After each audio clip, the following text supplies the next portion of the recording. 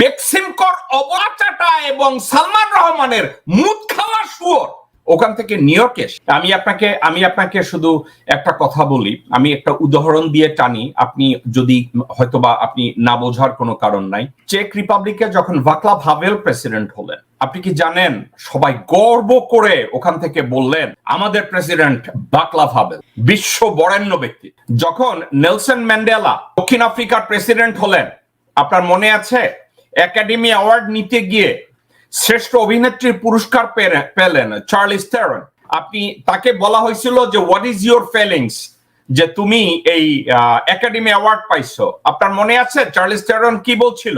এই প্রাইজের সামনে আমি উৎসর্গ করলাম আমার প্রাইজ, কারণ এর চেয়েও বড় প্রাইজ যে নেলসন ম্যান্ডেলা আমার president, he become the president. আজকের আমি আর আপনি কত গর্ব করে বলতে পারি যে পৃথিবীতে নেলসন ম্যান্ডেলাকে নিয়ে যত সম্মান দেখানো হয়েছে, নেলসন ম্যান্ডেলাকে নিয়ে যত আলাপ আলোচনা হয়েছে, নেলসন ম্যান্ডেলার অর্জন নিয়ে পৃথিবীব্যাপী যে শ্রদ্ধা জ্ঞাপন করে সরকার প্রধান ডক্টর মোহাম্মদ ইউনূস, নেলসন ম্যান্ডেলার পাশাপাশি এই একটা নাম বর্তমান সময়ে গত এক যুগ দেড় যুগের মতো সময় ধরে এই একটা নাম আনাচে কানাচে ছড়িয়ে যাচ্ছে, কে?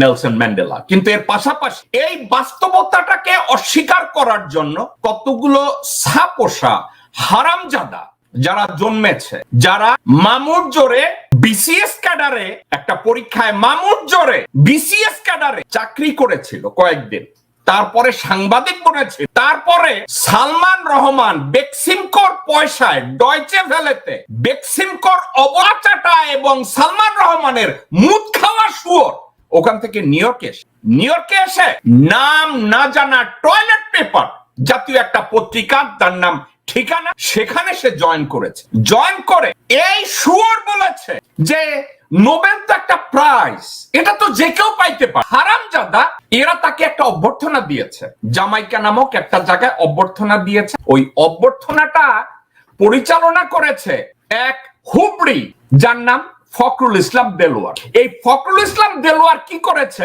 প্যান্ডেমিকের সময় সিটি থেকে বিনা পয়সায় শুয়োরের মাংস এনে জামাইকা ইসলামিক সেন্টারে জুমার নামাজের পরে দিছে। আচ্ছা, হুবড়ি তখনও জানে না যে সব মুসলমানদের মসজিদে বসে শুয়োর খাওয়াইছে। তো খালেদ মহিউদ্দিন হইছে বাংলাদেশ থেকে আগত নতুন বেশ্যা, তার পাছায় তেল মাখার জন্য জামাইকায় এখন কতগুলো না খাস্তা শুয়োর বৈশা বৈশা হাতে তালি দিতেছে আর শুনতেছে নোবেল, এটা তো একটা প্রাইজ। এই কারণের জন্য বাংলাদেশে কোনো একটা সময় আমরা একটা খনার বচন শুনেছি, প্রভাব, আঙ্গুর ফল টক ওদের জলে, এই জন্য যে নোবেল প্রাইজ তো দূরে থাক, খালেদ মহিউদ্দিনকে আমাকে একটা বলেন, ওরে যদি বাংলাদেশের কোনো পুরস্কার দেওয়া হয় কি পুরস্কার পাবে জানেন?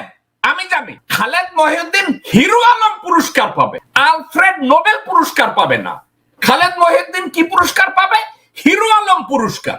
এখন লিটারালি আমি এই খালেদ বেশ্যা নামের এই হুবড়ির ও এই হারামজাদা আমার কথা শুনতেছে, এই হারামজাদাকে জানানো হয়েছে নোবেল প্রাইজ যে কেউ পাইতে পারে। নোবেল প্রাইজ ওইখানে বসে বলছে, ও আপনারা কেউ যদি পয়সা দিয়ে 1 কোটি 2 কোটি টাকার প্রাইজ দেন, ওটা তো নোবেলের মতো জাস্ট একটা প্রাইজ। এখন এই শুয়োরের বাচ্চারে আমি বলি, এই খালেদ মহিউদ্দিন নামের এই হুবড়ি মামুর জোরে বিসিএস পাওয়া এই শুয়োর, সালমান রহমানের মুদ খাওয়া এবং গু খাওয়া শুয়োর এই খালেদ মহিউদ্দিন। তোমাকে বলি খালেদ মহিউদ্দিন, তুমি বলছো টাকা হলেই ট্রফি পাওয়া, প্রাইজ পাওয়া যায়, রাইট? তো এখন পৃথিবীর সর্বোচ্চ ট্রফির নাম ফিফা ওয়ার্ল্ড কাপ ট্রফি, ওটার ভ্যালু হয়েছে $20 মিলিয়ন। তো তুমি খালেদ মহিউদ্দিন বলবা যে কেউ $20 মিলিয়ন এক জায়গায় প্রাইজ দিলেই কি তারা ফিফার চ্যাম্পিয়ন হবে?